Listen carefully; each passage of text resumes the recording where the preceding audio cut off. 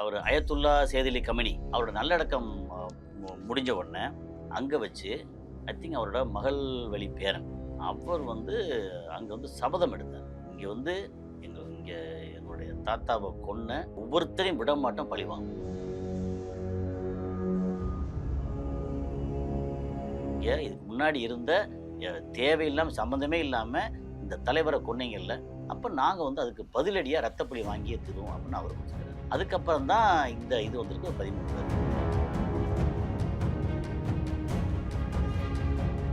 அப்புறம் இப்போ வந்து அயத்துல்லா கமேனியை போட்டு தள்ளிடுங்க, தலைமையெல்லாம் போட்டு தள்ளிடுங்க, அப்போ வந்து நம்ம ஈரானை கைப்பற்றிடுவோம் அப்படின்னு சொன்ன ஐடியா கொடுத்ததும் இது தனியாக என்னன்னா என்ன செய்வாங்கன்னா, இப்போ வந்து வெளியிட்ட உடனே அவங்களுக்கான பாதுகாப்பு இன்னும் அதிகம். அவ்வளோ ஈஸியாக வந்து 4 பேரை பொட்டு பொட்டு பொட்டுன்னு எங்கே ஏதாவது போட்டு தள்ளிட்டாங்கன்னா ஈரானை உண்டுலேன்னு பண்ணிடுறேன், சொல்லி போச்சு.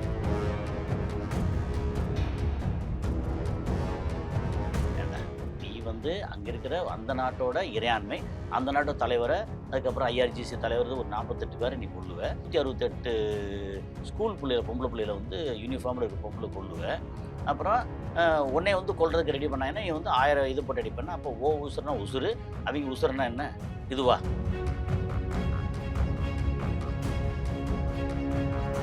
அப்படி ரெடி பண்ணாங்க. அடிச்சு முடிச்சோன்னா ஒரு நாள் அமைதியாக இருந்தாங்க. அடுத்து பார்த்தா எல்லா இடமும் அடுத்த தலைவர்கள். என்னென்னா ஒரு தலைவர் போனால் 4 பேர் அடுத்தடுத்து இருக்காங்க. ஒரு தலைவர் போனால் உடனே வந்து ஷேக் ஆயிடாது. அமெரிக்காவோட பொருளாதாரம் வந்து தள்ளாடிக்கிட்டு இருக்கு இந்த நேரத்தில். கடந்த ஒரு 5 மாதத்தில் இவன் ட்ரம்ப் மட்டும் திடீர்னு மண்டே பார்த்தா போர், ஃப்ரைடே பார்த்தா போர் நிறுத்தம், அவனு வாரம் பண்ணாங்கல்ல. அது எதுக்குன்னா பூரா ஷேர் மார்க்கெட்டில் வந்து எல்லாம் விளையாண்டு கிட்டத்தட்ட 50 லட்சம் கோடி சம்பாதிச்சிருக்காங்க. அந்த ஆளும் ஃபேமிலி பண்ணுறாங்க.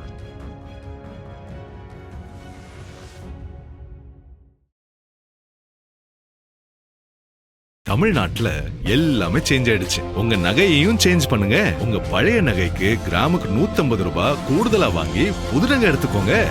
அதே கம்மி சேதாரம் தான் உங்க லலிதால மட்டும்தான். சிட்டாசிஸ் தமிழர் 4.0 அணிகளாய் திரள்வோம், அமைப்பாய் உயர்வோம். ஜூலை 24-25 ஹில்டன், சென்னை. ஹாய் யூஸ், இன்னைக்கு நம்ம இன்டர்வியூல நம்முடன் இணைஞ்சிருக்க சிறப்பு விருந்தினர் சர்வதேச செய்தி ஆய்வாளர் திரு கசாலி அவர்கள். வாங்க பேசுவோம். சார் வணக்கம். சார் வணக்கம் டேவிட். சார், இந்த மத்திய கிழக்கு போர் எங்கே போய் முடிய போகுதுன்னு தெரியல. இதுக்கிடையில வந்து இன்னொரு குண்டு வந்து போட்டிருக்காங்க. என்னன்னு பார்த்தீங்கன்னா, ஈரானோட அஃபிஷியல் ஒரு நாளிதழ் வந்து ஒரு தகவலை வெளியிட்டிருக்காங்க. அதில் என்ன சொல்லியிருக்காங்கன்னா, அந்த நாளிதழ் பேர் வந்து ஹம்ஷா ஹரி. அதாவது ஈரான் ஒரு 13 பேர் வந்து டார்கெட் பண்ணியிருக்காங்க அப்படின்னு அந்த ஒரு லிஸ்ட் போட்டிருக்காங்க சார். அதில் வந்து ட்ரம்ப் அவர்கள், நெதன்யாகு அவர்கள் அதில் போட்டு மிகப்பெரிய ஒரு பிரச்சனையாக மாறப்போகுது அப்படின்னு சொல்லியிருக்காங்க. இதுக்கிடையே இன்னும் அந்த 13 பேரில் யார் அப்படின்னு பார்க்கும்போது இன்னொரு நாட்டு அதிபர், பிரதமர், இவங்க பேர்லாம் வந்துருக்கு சார். எதுக்கு இவங்க பேர்லாம் வந்து லிஸ்ட்ல சேர்த்துருக்காங்க அப்படின்னு ஒரு கான்ட்ரவர்சி போயிட்டு இருக்கு சார். முதல்ல இந்த தகவல் உண்மைங்களா? நான் பார்த்த வரைக்கும் இந்த தகவல் உண்மை. உண்மை. ஆமாம், எனக்கு கிடைச்ச நான் பார்த்த வரைக்கும் தகவல் உண்மை. என்னென்னா 9ஆம் தேதி அவர் அயத்துல்லா சேதிலி கமினி அவரோட நல்லடக்கம் முடிஞ்ச உடனே அங்கே வச்சு ஐ திங்க் அவரோட மகள் வழி பேரன் ஓகே அவர் வந்து அங்கே வந்து சபதம் எடுத்தார். இங்கே வந்து எங்களுடைய தாத்தாவை கொன்ன ஒவ்வொருத்தரையும் விட மாட்டோம், பழி வாங்குவோம் அப்படின்னு சபதம். அதுக்கப்புறம் 9ஆம் தேதி அவர் பண்ணாரா, 11ஆம் தேதி நம்ம முஸ்தபா கெமனி இப்போ இருக்க சுப்ரீம் லீடர் அவர் ஒரு ஸ்டேட்மெண்ட். ஏன்னா அவர் வந்து ரெகுலராக வந்து அங்கே எழுதி அனுப்புவார். அதை வந்து யாரும் கைப்பற்ற முடியாது, கைப்பற்றணும் தெரியாது. அந்த மாதிரி ரொம்ப ஒரு டெக்னிக்கலாக எல்லாம் பண்ணுறாங்க. அவர் எங்கே இருக்காருன்னு தெரியாது, ஜிபிஎஸ் கிடையாது, பேஜரு, ஃபோனு, அது லொட்டு லூஸ் எதுவும் கிடையாது. கிட்டத்தட்ட ஒரு பழங்காலத்து மர உரி உடுத்திக்கிட்டு வாழ்வாங்கல்ல, ஒரு கம்யூனிகேஷன் கிடையாது. ஆளுக்கு 2-3 பேர் மட்டும் தெரியும் அந்த மாதிரி. ஓகே, அவர் வந்து கொடுத்துருக்கிறாரு.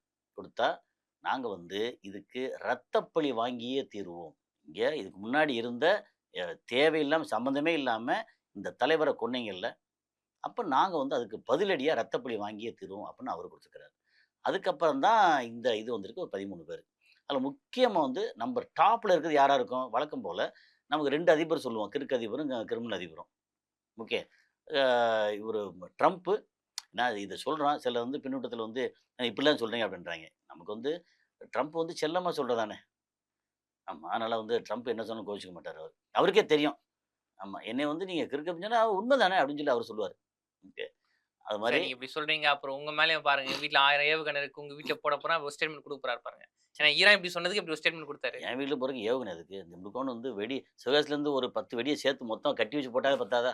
இது என்னங்க நம்மன்னா அவ்வளோ பெரிய ஆளா?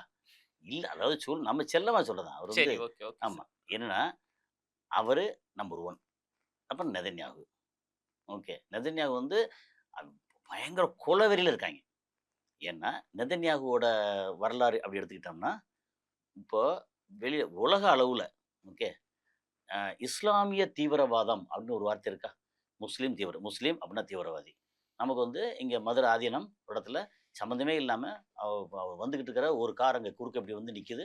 இந்த காருக்கு அந்த காருக்கும் பல மீட்டரு பல அடிகள் கேப் இருக்கு. அப்ப பார்த்து என்ன மேல ஏத்த வந்துட்டாய்ங்க. ஆமா. அது ஒரு இஷ்யூ தப்பிச்சுட்டேன். போயிருந்தா. எப்படி? தொப்பி, தாடி அப்படின்னு என்ன? ஒரு முஸ்லீம் தீவிரவாதி. இந்த வார்த்தை இருக்குல்ல, இஸ்லாமிக் டெரரிசம் அப்படின்னு. இந்த வார்த்தைய முதல்ல சொன்னது யார் தெரியுமா? 84ல நெதன்யாகு. அப்படி ஆரம்பிச்சு, அதுக்கப்புறம் 90கள்ல ஆ இங்க ஈராக்ல சதாம் ஹுசேன போட்டு தள்ளணும்னு சொல்லி ஐடியா குடுத்து, கெமிக்கல் இருக்கு அப்படின்னு சொன்னதெல்லாம் வந்து நெதன்யாகு. போட்டு தள்ளுனா சரியா வந்துரும்ன்னு. அப்புறம் இப்ப வந்து அயத்துல்லா கமேனிய போட்டு தள்ளிருங்க, தலைமையெல்லாம் போட்டு தள்ளிருங்க. அப்போ வந்து நம்ம ஈரான கைப்பற்றிருவோம் அப்படின்னு சொன்ன ஐடியா குடுத்ததும் நெதன்யாகு. அப்புறம் நெதன்யாகு வந்து அங்க இருக்கக்கூடிய அ அங்க ஆட்சியில வந்து எப்படின்னா 120 எம்பிஸ் பார்லிமென்ட்ல. 61 பேர் வேணும் மெஜாரிட்டிக்கு. இந்த ஆளுக்கு 32 தான் இருக்கு. அதையும் வந்து இருக்கிற ஆளெல்லாம் புடிச்சு வச்சுக்கிட்டு சண்டைய ஆரம்பிச்சு விட்டுட்டு, அதுக்கப்புறம் அப்படியே ஒரு மாரி என்ன சண்டை ஆரம்பிக்கணும்னா, இங்க இவிங்க வந்து காசால இருக்கன முட்டா பசங்கன்னா, கொஞ்சம் முட்டாளா இருக்கட்டும். ஆனா, "எப்பா நீங்க வந்து இங்க சவுதியில வந்து அடுத்து ஆபிரகாம் அக்கார்ட்ல கையெழுத்து போட போறாங்க. Saudi Arabia and Israel. அப்படி கையெழுத்து போட்டோம்னா, உன் பொழப்பு அவ்வளோதான். இப்போ வந்து அவங்கள புடிச்சு, அ கொஞ்சம் பேர் ஒரு 100, 200 பேர கடத்தி உள்ள வச்சுக்கிட்டு, நீ டிமாண்ட் பண்ணு. அப்போ உனக்கு சரியா வந்துரும்." அப்படின்னு சொல்லி விடுறதுக்கே இவங்ககிட்ட வந்து ஏஜென்ட் உண்டு. மொசாட் வந்து வெளிநாட்டுல பண்றது. ஷின்பெட்டுங்கிறது உள்ளுக்குள்ளேயே பண்றது. அது எல்லா வேலையும் பார்ப்பாய்ங்க. அதுல வந்து ஷின்பெட்ல யாருக்குன்னா, யூதர் இருக்க மாட்டான்.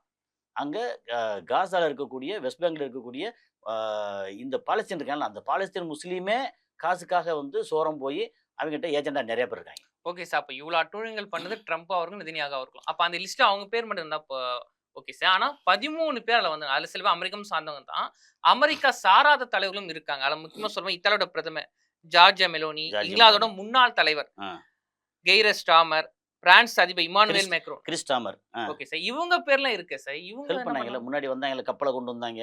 அப்புறம் வந்து இடத்த குடுத்தாங்க, ஆயுதத்த குடுத்தாங்க, சப்போர்ட் பண்ணாங்கல்ல. அப்ப யாரெல்லாம் ட்ரம்புக்கு உதவியா எந்த நாடெல்லாம் வந்தாங்க, எங்களுக்கு எதிரா வந்தாங்க. அப்புறம் இங்க இஸ்ரேல் இதுக்கு சப்போர்ட்டா எந்த நாடெல்லாம் வந்தாங்க, அவங்க அவ்வளோ பேர் முக்கியமான ஆளுங்க எல்லாத்தையும் வந்து ரத்தப்பழி வாங்குவோம் அப்படின்னு சொல்லி லிஸ்ட் வெளியிட்டிருக்காங்க. அது லிஸ்ட் வெளியிட்டோம்னா, "அய்யய்யோ! போச்சே பயங்கரமான ஆட்களாச்சே! அச்சச்சோ! அவரா? பயங்கரமான ஆளாச்சே!" அப்படிலாம் ஒண்ணும் கிடையாது. இவங்க அடிச்சா திருப்பி அடிக்கிறாங்க. இதுவரைக்கும் ப்ரீஎம்ப்டிவ் ஸ்ட்ரைக்கு நாங்க வந்து செல்ஃப் டிஃபென்ஸ் அதனால நாங்க வந்து இஸ்ரேல் அடிக்கிறோம், இங்க அடிக்கிறோம் அடிச்சதே இல்ல. அவங்க கையில ஆயுதம் இருக்கு, நெறைய இருக்கு. ஆனா அதே நேரத்தில இது வந்து உடனே போய் இத்தாலியில போய் அங்க அடிக்க போறாங்க.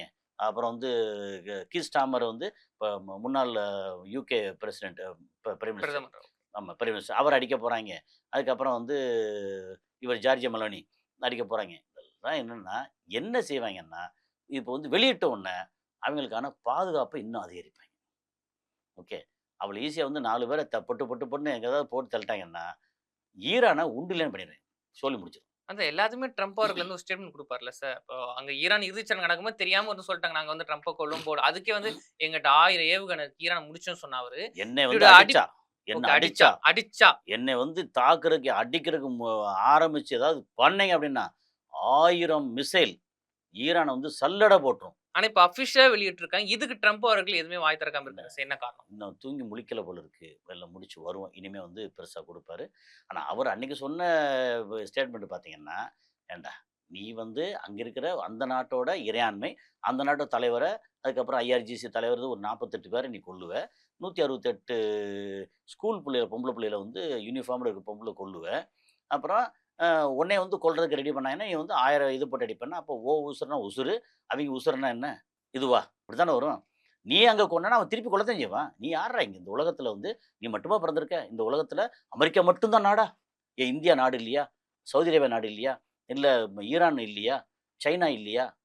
எங்கே பார்த்தாலும் உரண்டு இழுக்குது. சைனா வந்து சப்ரஸ் பண்ணுறதுக்காக வந்து தைவானில் உரண்டு இழுக்குது. இங்கே பார்த்தா ஈரானில் உரண்டு இழுக்குது. அதுக்கு வந்து வேட்டை நாய் மாதிரி வந்து வாழை சுருட்டி நாக்க தொங்க போட்டு அலையிறது வந்து இவன் நெத்தன்யாகு. அப்போ எத்தனை வருஷமா வந்து அடிச்சுக்கிட்டு இருக்காங்க. நல்லா தெரியுது. அவங்க வந்து ரொம்ப மோசம் தெரியுது. இப்போ என்ன ஆயிப்போச்சு, ஐசிசின்னு ஒரு அமைப்பு தெரியுமா? International criminal court. அது வந்து பிடிவாரண்ட் குடுத்துருக்காய்ங்க நெதன்யாகுவுக்கு. இப்போ ட்ரம்ப் என்ன சொல்லியிருக்கிறாரு, இது வந்து ஐசிசி வந்து சரியில்ல. அத கலைச்சிட்டு வேற ஒரு கோர்ட் நம்ம வந்து அமெரிக்கால வச்சுக்குவோம் உலகத்துக்கு. இப்போ சொல்லியிருக்கிறாரு அவரு. ஓ! ஐநா சபை மேல ஒரு குற்றம் சொல்றாரு. இப்ப ஐசிசி மேலயும் குற்றம் சொல்றாரு. எல்லாத்தையும் அது சிஜிஐ அதுன்னு எல்லாத்தையும் எங்க இருந்தாலும் சரி, நாங்க தான் எல்லாம். அதுல வந்து என்ன என்ன சரத்துக்கள் என்ன போடுவாங்கன்னா, என்ன பண்ணாலும் அமெரிக்க அதிபர்கள், அமெரிக்கா சேர்ந்தவங்க யாருக்கும் எந்த தண்டனையும் கிடையாது. இஸ்ரேல சேர்ந்தவங்க யாருக்கும் எந்த தண்டனையும் கிடையாது.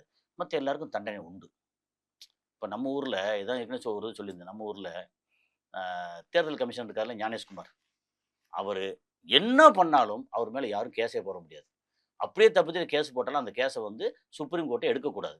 இப்ப மட்டும் இல்ல. அவரு வேலைய விட்டு ரிட்டயர்ட் ஆகி போனதுக்கு அப்புறமும், அவரு சாகுற வரைக்கும் அவர் மேல யாரும் கேஸ் போட முடியாது, ஜெயில்ல போட முடியாது. அப்படி ஒரு இத வந்து அங்க அமெரிக்கால வந்து ஐசிசியா மாத்தி கலைச்சுட்டு அங்க கொண்டு போயிட்டாங்கன்னா, அமெரிக்கா அண்ட் இஸ்ரேல் அத தவிர மத்த நாடெல்லாம் நாங்க வந்து தண்டிப்போம் அப்படின்னு கொண்டு வரலாம். ஆனா சார் இதுக்கிடையில வந்து நெதன்யாகு அவர்கள் வந்து ஒரு மாஸ்டர் பிளான் போட்டுட்டு இருக்காங்கன்னு சொல்றாங்கல்ல சார். என்னன்னா வந்து அணு ஆயுதம் மூலமா ஈரான் வந்து அவர் தாக்குதல் பண்ண போறாரு அப்படின்னு அவன் அது தோணுத்த உண்மைங்களா? அது உண்மையா, பொய்யான்னு நமக்கு சொல்ல தெரியாது. ஏன்னா அமெரிக்க இதுக்கு நம்ம வந்து பிரயோஜனம் இல்ல. அமெரிக்கா அடிக்கிற மாரி தெரியல. அவன வந்து அடிக்குது விடுற மாரியும் தெரியல. நம்ம அடிச்சிடுவோம்னு அவர் பண்றாங்களோ? அமெரிக்காவ நம்பாம இவனால ஒண்ணும் பண்ண முடியாது. அப்புறம் எதுக்கு வந்து நாங்க இங்க ட்ரம்ப் வந்து மீட் பண்ண போறேன்னு சொல்லி அப்பாயின்ட்மென்ட் வாங்கி ஓகே நம்ம வந்து மீட் பண்ணுவோம் அப்படின்னு சொல்லியிருக்காங்க. பிரச்சனை என்னன்னா, இத 3 மாசத்துக்கு முன்னாடி நான் சொல்லிட்டு இருக்கேன் நானு. இவங்களுக்கு ஒரு வழி. பொதுவா என்ன ஒரு ஒரு ஒரு நாட்ட பிடிக்கணும்னா என்ன செய்வோம் வந்து, அங்க வந்து பொருளாதார தடை விதிப்போம். Number 1 point. நம்பர் 2 வந்து அங்க விலைவாசி ஏத்திருவோம். ஜாஸ்தி பிரச்சனை வந்துரும். பொருளாதார தடைனா விலைவாசி ஏறிரும். கிடைக்காது. மக்கள் வந்து பசி பட்டினியில இருப்பாங்க. நம்பர் 3 எனக்கு வந்து விலைவாசி ஏறிருச்சு எங்களால ஒழுங்கா பண்ண முடியல அப்படின்னு, அந்த ஆளும் அரசுக்கு எதிரா போராட்டம் பண்ண வைப்பாங்க. அந்த போராட்டத்த வந்து இவங்களே தூண்டி விட்டு அதுக்குள்ள கலவரக்காரர்கள உள்ள விடுவாங்க. விட்டா பயங்கர கலவரம், போராட்டம் பயங்கர பிரச்சனை நடந்துட்டு இருக்கும். அப்போ வந்து நேரா அப்படி வருவார். இந்த நரியார் வருவார். வந்து அது எப்படி என்ன இப்படி பண்ண போச்சு அப்படின்னு ரெஜிம் சேஞ்ச் சொல்லி தலைமையை சேஞ்ச் பண்ணுவாங்க. சேஞ்ச் பண்ணிட்டு அவன் வந்து சொல்றதுக்கெல்லாம் வந்து ஆமாஞ்சாமி தலையாட்டக்கூடிய ஒரு பொம்மையை தூக்கி அங்கே வச்சுட்டு அவங்க வந்து இருக்கிற பூரா வந்து ஆட்டையை போட்டு போவாங்க. இது ரெகுலரா இதுவரைக்கும் நடந்தது. ஈராக்லயா இருக்கட்டும், லிபியால இருக்கட்டும், நிறைய இடங்கள்ல அந்த வெனிசுலால நிறைய இடங்கள் நடந்திருக்கு. இதுக்கு முன்னாடி நிறைய ட்ரை பண்ணிட்டாங்க. இங்கெல்லாம் ஆப்கானிஸ்தான் ட்ரை பண்ணாங்க. பட் அதில வந்து நிறையா இழந்திருக்காங்க. போயிருக்கு. ஈராக்க பொறுத்த மட்டில அவைங்க நிறைய இழந்திருக்காங்க. காசு இழந்திருக்காங்க. ஆனா, இப்போ வந்து கோடி கோடியா வருமானம் வந்துகிட்டு இருக்கே. அங்க இருக்கிற பெட்ரோல் பூரா அவங்களுக்கு தானே அமெரிக்கா தானே ஆனா போயிட்டு இதே இருக்கு. மாரி தான் நெதன்யாகு இழந்துட்டாரு. அதனால இப்ப ஈரான் இப்படி ஒரு தாக்குதல் பண்ண போறான்னு சொல்றாங்க இப்ப சார். இங்க அது வந்து எல்லாம் பண்ணாய்ங்க. இது வந்து விலைவாசி ஏறி போச்சு, இது ஏறி போச்சு. டிசம்பர் 25 போராட்டம் ஆரம்பிச்சாங்க. உள்ளுக்குள்ள கலவரக்காரர விட்டாங்க. என்னென்னவோ பண்ணி பார்த்தாங்க. இவங்க வந்து ரொம்ப கட்டுக்கோப்பா இவங்க இதெல்லாம் பண்ணுவாங்க அப்படின்னு தெரிஞ்சு, எல்லாத்தையும் புடிச்சு 30, 40,000 பேர புடிச்சு தூக்குல போட்டு எல்லாத்தையும் கொன்னு கொலை எடுத்து, இங்க எல்லாம் யாரும் பேச முடியாத அளவுக்கு அத பண்ணிட்டாங்க. அப்புறம் நெட் இருந்தா தானே எல்லாம் பேசுவேன். இன்டர்நெட்ட பூரா கட் பண்ணாங்க. அப்புறம் ம ம இது இருக்கு இல்லையா? ஸ்டார்லிங்க். அது குடுத்தோனே, அது யாரெல்லாம் வச்சானோ அவன தூக்கி உள்ள போட்டாங்க. போட்டு ஐய்யய்யோ! என்ட்ட இல்ல என்ட்ட இல்ல தூரம் எல்லாம் தூக்கி கீழ போட்டாங்க. தெருவுல போட்டுட்டாங்க. ஸ்டார்லிங்க் வேலை செய்ய ஒண்ணும் வேலை செய்யல. அப்படின்னா, அது எல்லாம் ஃபெயிலியர் ஆயிடுச்சு. அப்போ இவன் வெளிய நடத்துனது பூரா ஓகேயா இருந்துச்சு. ஈரான்ல ஃபெயிலியர் ஆச்சு. காரணம் வந்து ஈரான் வந்து பல வருஷமா இவங்கள படிச்சுக்கிட்டு இருக்காய்ங்க. அதனால அவங்க ஈரான்ல ஃபெயிலியர் ஆயிடுச்சா? சரி. இப்போ வந்து என்ன பண்ணுவோம்? அடிச்சுட்டோம். இப்ப அடிப்போம் அப்படின்னு சொல்லிட்டு கலவரம் முடிஞ்ச உடனே பெருந்தலைகள பூரா அடிச்சு முடிச்சாச்சுன்னா, அப்பதான் ரம்ஜான் பீரியட்ல காலங்காத்தால போய் அடிச்சு முடிச்சாச்சுன்னா, பெருந்தலைவர் போயிடுச்சோம்னா நம்ம வந்து ரெஜிம் சேஞ்ச் பண்ணிறலாம். அப்படின்னு ரெடி பண்ணாய்ங்க. அடிச்சு முடிச்சோனே ஒரு நாள் அமைதியா இருந்தாய்ங்க. அடுத்து பார்த்தா எல்லா இடமும் அடுத்த தலைவர்கள். என்னன்னா, ஒரு தலைவர் போனா 4 பேர் அடுத்த இடத்துல இருக்காய்ங்க. ஒரு தலைவர் போனா உடனே வந்து ஷேக் ஆயிராது. ஒரு சதாம் ஹுசேன் போனா மொத்தமே ஷேக் ஆயிருச்சுல்ல அது ஆனா மாரி சார் இப்ப நிலைமை. இங்க கூட வந்து இப்போ நான் அந்த 13 தலைவர்கள் அங்க கொல்லுவோம் அப்படின்னு ஈரான் சொல்லியிருக்காங்க. இப்ப ஏற்கனவே வந்து இந்த போர் எதனா வந்துச்சுன்னா, ஈரான் கிட்ட வந்து அணு ஆயுதம் இருக்கு. அது உலக நாடுகளுக்கு அச்சுறுத்தல்னு சொன்னாங்க. இப்ப அஃபிஷியலா வந்து ஒரு டீட்டெயில் குடுக்குறாங்கன்னா, இப்போ மத்த நாடுகள்லாம் ஒண்ணா சேர்ந்து இப்ப இந்த நாடு இருக்குன்னு இந்த நாட்டு முக்கிய தலைவர்கள் எங்க நாட்டுக்கு பிரச்சனைன்னு சொல்லி, இப்ப இன்னும் ஈரானுக்கு வந்து இன்னும் அதிகமான அச்சுறுத்தல் இருக்கலாம், அதிகமாகலாம். இருக்கலாம். அப்படி சொன்னதுனால வந்து உடனே ஈரான் வந்து பயங்கரமா நேரடியா கொல்ல போறான்னு இல்ல. ஆள் அனுப்புவாய்ங்க. பிரச்சனை என்னன்னா, இவங்ககிட்ட காசு இருக்குல்ல. இப்ப அமெரிக்கால அ ட்ரம்ப போட்டு தள்ளணும். ஏற்கனவே பிரச்சாரத்துல இருக்கும்போது காது வழியா ஒரு குண்டு அடிச்சு ஆமா சார். போச்சுல்ல. கொஞ்சம் கீழே போயிடுச்சுன்னா கொஞ்சம் கொஞ்சம் தள்ளி போயிடுச்சுன்னா மண்டையில போயிருக்கும்ல. ஏன் ஒரு ஜனாதிபதியா இருக்கும்போது கூட அவரோட ஒயிட் ஹவுஸ்ல ஒரு பிரச்சனை நடந்துங்களா சார்? வந்துச்சுல்ல. ஆமா. அது மாரி இப்போ வந்து ரொம்ப உச்சகட்ட பாதுகாப்புல இருக்கலாம். எல்லா நேரமும் இருக்க முடியும். 100 வாட்டி உச்சகட்ட பாதுகாப்புல 101வது வாட்டி லேசா ஒரு சின்ன அப்படி தவறு நடந்துச்சுன்னா, சரி அங்க கூட இருக்க ஒருத்தனே வந்து, "எப்பா என்னப்பா சம்பளம் வாங்கிட்டு இருக்க?" "நான் வந்து ஒரு மாசத்துக்கு வந்து ஒரு $20,000 வாங்கிட்டு இருக்கேன்." அப்படியா? கொஞ்சம் இல்ல பெருசாகுன்னா, "ஓகே. ஆ ஒரு $20,00,000 தர்றேன். 2 மில்லியன் தர்றேன். இல்ல 5 மில்லியன் தர்றேன். $50,00,000 தர்றேன். இத போட்டு தள்ளிரு. ஆனா யாரு போடுறது என்னன்னு தெரியாம பார்த்துக்கோ. ஒண்ணும் பிரச்சனை இல்ல. குடும்பத்த பூரா வெளிய அனுப்பிச்சிரு." அப்படின்னா, $50,00,000 வந்துச்சு எங்கேயாவது போயிட்டு நம்ம செட்டில் ஆயிருவோம் அப்படின்னு வருவாங்கல்ல. அதாவது மொசாடும், சிஐஏவும் தான் பண்ண தெரியுமா? ஏன் இவிங்க பண்ண மாட்டாங்களா? எல்லாம் பண்ணுவாய்ங்க. அந்த மாரி வந்து போட்டு தள்ளுக்க ஏற்பாடு பண்ணுவாய்ங்க. எவனோ ஒருத்தன் அமெரிக்காவ சேர்ந்த ஒருத்தனே ட்ரம்ப போட்டு தள்ளிட்டான். அப்புறம் இங்க நெதன்யாகுவ அங்க பாலஸ்தீன சேர்ந்த ஒருத்தன் அல்லது காசாவ சேர்ந்த ஒருத்தன், ஏன்னா அங்க அடிச்சாங்கன்னா, எங்கள நீ எப்படி இந்த மாரி வீடெல்லாம் இடிக்க போச்சு, இத போச்சுன்னு சொல்லி அவன் ஒருத்தன் கோவத்துல அடிப்பாங்கல்ல. அப்படி அடிச்சான். அவங்களுக்கு வந்து எல்லா வசதியும் செஞ்சு குடுத்து, அடிக்கிறதுக்கு எல்லா விதமானதும் குடுத்து, நெதன்யாவ போட்டு தள்ள வச்சுருவாய்ங்க. இவன் நேரடியா போய் அடிக்க வேண்டியதில்ல. அதே 2 பேர் அடிச்சா போதும் மத்தவன்லாம் பயந்து போயிட்டு, "எப்பா என்னெல்லாம் விட்டுரு. நான் வந்து உனக்கு வ சாதகமா இல்ல, பாதகமா இல்ல. நான் ஒதுங்கியிருக்கேன். நான் பழசெல்லாம் வந்து பண்ணதுக்குன்னு தப்பா எடுத்துக்காத. என்ன அவன் மிரட்டுனா நான் பண்ணிட்டேன்." அப்படின்னு அவன் சரண்டர் ஆகி யாரையும் அடுத்து கொல்ல வேண்டியதில்ல. இந்த 2 பேர போட்டு தள்ளியாச்சுன்னா, உடனே வந்து சுமூகமாயிருமா? அப்படி கிடையாது. நீ வந்து நெதன்யாகுவ போட்டு தள்ளியாச்சுன்னு வச்சுக்கங்களேன், அதுக்கு அடுத்து உதாரணத்துக்கு வச்சுக்கோமே, இஸ்ரேல் காட்ஸ், இல்ல பென் கவீர். இவன் நெதன்யாகுவே பரவாயில்லன்ற அளவுக்கு அவிங்க வந்து இன்னும் மோசமானவங்க. சரி அங்க வந்து அமெரிக்கால எடுத்தாச்சுன்னா, இப்போ விட்டா ஜேடி வான்ஸ். ஜேடி வான்ஸ் வரட்டும் யார் வேணாலும் ஓரளவுக்கு வரட்டும். நல்லவரா பார்க்கலாங்களா? அப்படிலாம் கிடையாது. இன்னைக்கு வந்து இவருக்கு எதிரா இருக்கிறாரு அவ்வளோதான். மத்தபடி என்னன்னா, இவங்க வந்து யூத சம்மந்தப்பட்ட ஆட்கள் இவங்க. ஏன்னா இவனோட பொண்டாட்டி யூதர். யாரு? அ ந ட்ரம்போட ஒய்ஃப் வந்து யூதர். அப்புறம் மருமகன் குஷ்னர் யூதர். அப்புறம் எல்லாம் ஒரு யூத கோஷ்டி. யூதர் இல்லாத ஆளு வந்து ஜேடி வான்ஸ். ஸோ இந்த பீட் ஹெக்ஸெத் அந்த இதுல இருக்காங்கல்ல பாதுகாப்பு துறை. பாதுகாப்பு ஆ செய்றாங்க சார். அது எல்லாமே யூதர்ல ஆனா இருக்காங்க. அவரும் லிஸ்ட்ல இருக்காரு அதுல முக்கியமா. ஆமா. ஸோ எல்லாம் அந்த மாரி இருக்காங்கல்ல. இப்போ ஜேடி வான்ஸ் வந்தா என்ன செய்வாய்ங்க, மேல ஜம்முன்னு வந்து உட்காந்துட்டு யூத யூத லாபி அங்க இருக்கு. இதெல்லாம் பண்ணும்பாய்ங்க. அப்ப ஜேடி வான்ஸா இருந்தாலும் இப்படித்தான். ஒபாமாவா இருந்தாலும் இப்படித்தான். பில் கிளின்டனா இருந்தாலும் இப்படித்தான். நீங்க வந்து ம பைடனா இருந்தாலும் இதுதான். அங்க வந்து மாற்றமே வராது. இன்னும் கொஞ்சம் வேகமா அடிக்கிறதுக்கு பதிலா கொஞ்சம் ஸ்லோவா அடிப்பாய்ங்க. அவைங்க வந்து தப்பா தான் இருப்பாய்ங்க. இப்ப என்ன பிரச்சனைன்னா, இப்ப இவ்வளவு தூரம் நடந்துருச்சுல்ல, எக்கச்சக்கமான லாஸ் அமெரிக்காவுக்கு. ஓகே.